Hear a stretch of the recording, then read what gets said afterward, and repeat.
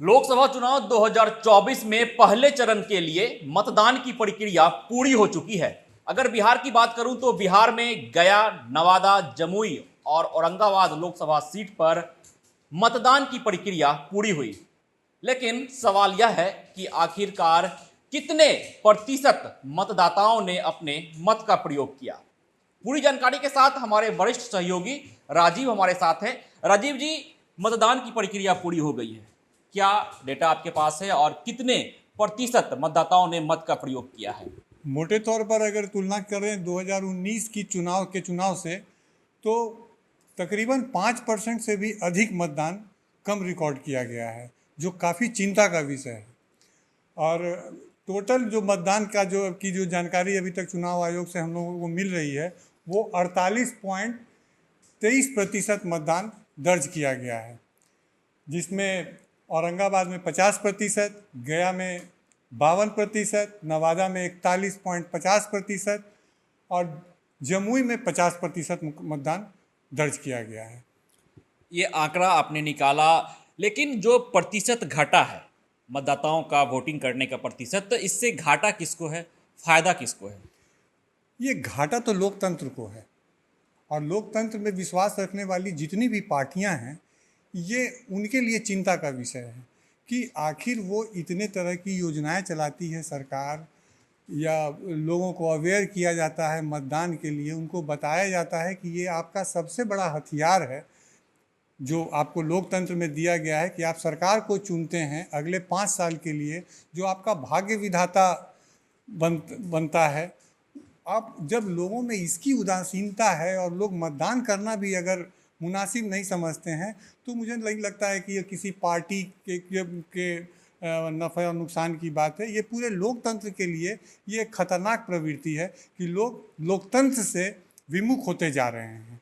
तो ये सबके लिए है। ये अब चुनाव हम लोग अभी इसका आकलन थोड़ा जल्दबाजी होगा कि इससे किसको लाभ और किसको फ़ायदा हो रहा है, लेकिन नटसेल में ये कहा जा सकता है कि जहाँ बगल पड़ोसी राज्य है बंगाल, वहाँ का मतदान प्रतिशत देखिए, या फिर जो दक्षिण भारत में जहाँ आज चुनाव हो रहा है वहाँ का मतदान प्रतिशत देखिए, और बिहार का जब उसका तुलना करते हैं तो ये भारी अंतर है।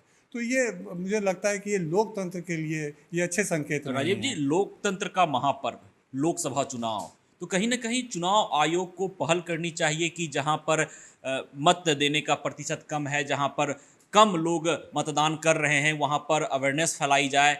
इसके बावजूद बिहार में जिस तरह से देखा जा रहा है कि मतदाताओं की संख्या लगातार घटते जा रही है, जिस प्रकार से 4 लोकसभा सीट पर आज मतदाताओं ने अपने मत का प्रयोग किया, लेकिन वोटिंग परसेंटेज काफ़ी कम सामने आ रहे हैं, तो कहीं ना कहीं चुनाव आयोग पहल नहीं कर पा रही है। नहीं, इसके लिए मैं सिर्फ चुनाव आयोग को जिम्मेवार नहीं ठहरा सकता हूँ। देखिए, अगर आप आज जिन 4 लोकसभा क्षेत्रों में आज जो चुनाव हुआ है, मतदान हुआ है, वहाँ का अगर आप विश्लेषण करेंगे तो ये चारों लोकसभा क्षेत्र बिहार के सर्वाधिक नक्सल प्रभावित इलाकों में शुमार थे, और ये चारों लोकसभा क्षेत्र का जो बॉर्डर है वो पड़ोसी राज्य झारखंड से लगा हुआ है। औरंगाबाद, गया, नवादा और जमुई, ये तीनों की जो सीमा है वो पड़ोसी राज्य से लगती है, झारखंड से।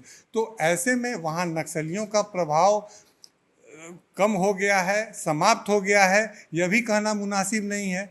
और दूसरी बात यह है कि आज कई खामियां दिखी चुनाव आयोग की भी, जो सामने आई कि जमुई के कई ऐसे मतदान केंद्रों से हम लोगों तक सूचना आ रही थी कि वहाँ 1 बजे दोपहर तक एक भी वोट नहीं पड़े हैं। मुख्य कारण इसका रहा कि चुनाव आयोग ने जो डिस्टर्ब जो गांव थे वहां से अपना मतदान केंद्र हटा लिया और उसको 20-22 किलोमीटर दूर उसको स्थानांतरित कर दिया गया। तो वहां के नक्सल प्रभावित इलाकों से कई महिलाओं के इंटरव्यू सामने आए कि वो अपने सुबह काम पर निकल चुकी थी, क्योंकि उनके गांव में कोई मतदान केंद्र नहीं था। जहां कभी पूर्व में मतदान केंद्र होता भी था, उसको भी इस बार हटा लिया गया और उस गांव से 23 किलोमीटर दूर उसको स्थापित किया गया। बाद में जब मीडिया के माध्यम से ये खबरें चुनाव आयोग तक पहुंची तो उस गांव में बस भेज करके वहां से लोगों को बुलाया गया। तो आप स्थिति का अंदाज़ा लगा सकते हैं कि ये किस तरह की परिस्थिति रही होगी, और चुनाव के प्रतिशत कमने का मुख्य वजह क्या है। दूसरी बात मैं बीच बीच ये कहना चाहूँगा कि बिहार में सबसे बड़ी समस्या पलायन की है। इस समय पंजाब और हरियाणा में गेहूं की फसल की कटाई का समय है। हमारे यहाँ जो खेतीहर मजदूर होते हैं वो पलायन कर जाते हैं दूसरे राज्यों में, वहाँ जाकर वो काम ढूंढते हैं और वो अभी काम कर रहे हैं वहाँ। तो ये पलायन भी हमारे यहाँ मतदान प्रतिशत को कम करने का मुख्य वजह है।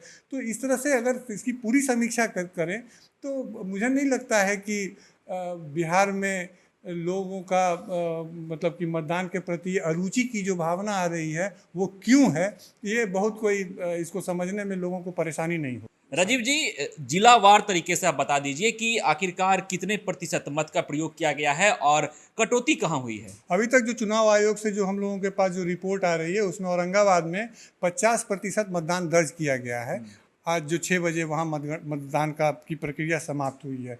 हम अगर इसकी तुलना 2019 के चुनाव से करते हैं तो तब औरंगाबाद में 53.63% वहाँ मतदान दर्ज किया गया था। इसी तरह अगर हम गया की बात करते हैं तो आज वहाँ 6 बजे तक 52% मतदान होने की सूचना है चुनाव आयोग द्वारा जो हम लोगों को उपलब्ध कराई गई है।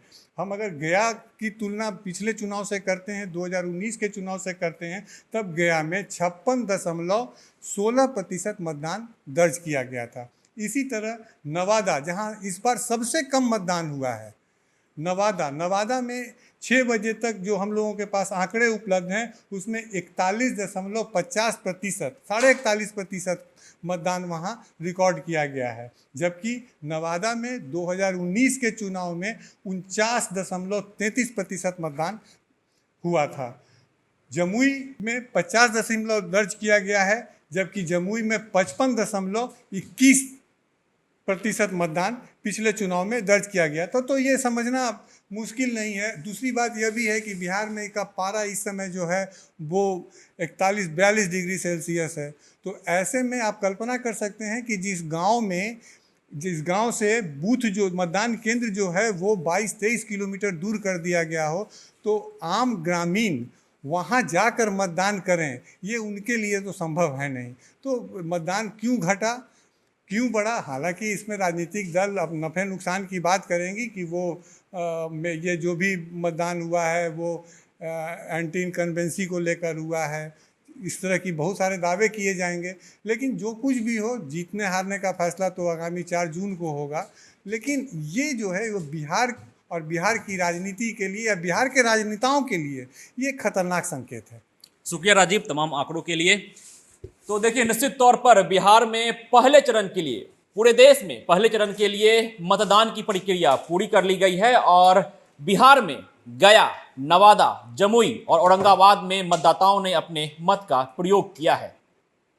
प्रतिशत कई जगहों पर बढ़े हैं और कई जगहों पर घटे भी हैं मत देने का प्रतिशत। लेकिन अब देखना दिलचस्प रहता है कि चुनाव आयोग क्या कुछ पहल करती है। पैनोरमा ग्रुप, जो सोचता है वो करता है, आपके अपने सपनों का आशियाना। ये लो, मुंह मीठा करो, आज मैंने अपना जॉब छोड़ दिया, अब हम पूर्णिया वापस जाएंगे। जॉब छोड़ दिया है? मतलब ये घर कैसे चलेगा, हम करेंगे क्या और माँ बाबूजी क्या बोलेंगे? इसलिए मैं एक और मिठाई का डब्बा लाया, अपने बिजनेस के लिए लोन अप्रूव हो गया। अरे लोन अप्रूव हो गया वो तो ठीक है, लेकिन पूर्णिया में हम रहेंगे कहाँ? अपना घर भी तो नहीं है वहाँ। इसलिए तो एक और मिठाई का डब्बा अलग से लाया हूँ। हमने पूर्णिया में घर ले लिया है, पूर्णिया के ई होम्स पैनोरमा में। पूर्णिया में पैनोरमा ग्रुप लेकर आए हैं ई होम्स पैनोरमा। बड़ा घर, आलीशान जिंदगी और अत्याधुनिक सुविधाओं के संग। अरे अब क्यों मुंह मीठा करवा रही हो? क्योंकि हम घर वापसी जो कर रहे हैं। घर वापसी की खुशी पूर्णिया में ई होम्स पैनोरमा के संग। ई Homes Panorama, luxurious lifestyle redefined.